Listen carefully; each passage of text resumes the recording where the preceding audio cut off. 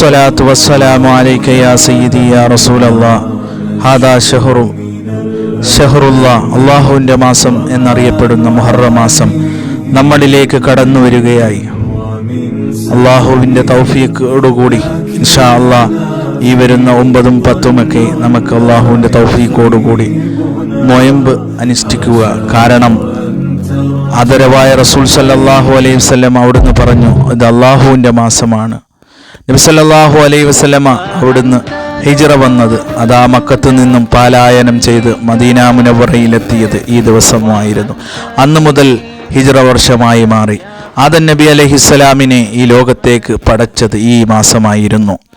ഇബ്രാഹിം നബി അലൈഹിസ്സലാമിനെ തീക്കുണ്ടാരത്തിൽ നിന്നും രക്ഷിച്ചത് അള്ളാഹു ഈ മാസമായിരുന്നു. മൂസാ നബി അലൈഹിസ്സലാം ഫറവയുടെ ചെങ്കടലിൽ അതാ മുറിച്ചു കടത്തത് അള്ളാഹു അഭയം നൽകിയത് ഈ മാസമായിരുന്നു. ഷുഹൈബ് നബി അലൈഹിസ്സലാമിൻ്റെ രോഗം മാറിയതും യൂനുസ് നബി അലൈഹിസ്സലാമിനെ കടലിൽ നിന്നും മീനിൻ്റെ വയറ്റിൽ ലാ ഇലാഹ ഇല്ലാ അന്ത സുബ്ഹാനക ഇന്നി കുന്തു മിനൽ ളാലിമീൻ എന്ന ദിക്റോടുകൂടി അള്ളാഹു അഭയം നൽകിയത് ഈ മാസമായിരുന്നു. ഈസാ നബി അലൈഹിസ്സലാം അങ്ങനെ ഒട്ടനവധി നബിമാർക്കും അഭയം നൽകിയത് ഈ മാസമായിരുന്നു. ബഹുമാനപ്പെട്ട ഹുസൈൻ റളിയല്ലാഹു അൻഹു കർബലയിൽ ഷഹീദായത് ഈ മാസമായിരുന്നു. അങ്ങനെ പറയാൻ 100 ചരിത്രങ്ങൾ ഉറങ്ങിക്കിടക്കുന്ന ഈ മാസം നമ്മൾ ഈ വരുന്ന പുണ്യമാക്കപ്പെട്ട മുഹറം 9നും 10നും ഇൻഷാ അല്ലാഹ് അല്ലാഹുവിൻ്റെ തൗഫീഖോടുകൂടി നോയമ്പ് അനുഷ്ഠിക്കുക.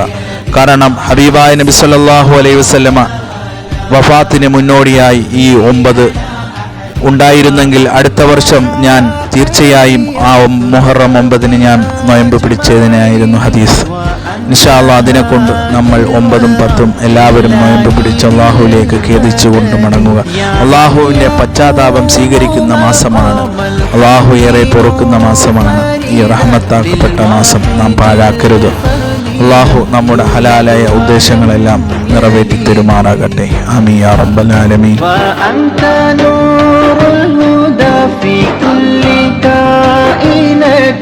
وأنت سير الندى يا خير معتمد يا سيدي يا رسول الله أغني خذ بيدي ما لي سواك ولا قلبي على أحد وأنت حقا غياث الخلق أجمعهم وأنت هادي الورى لله بالمدد يا من يقول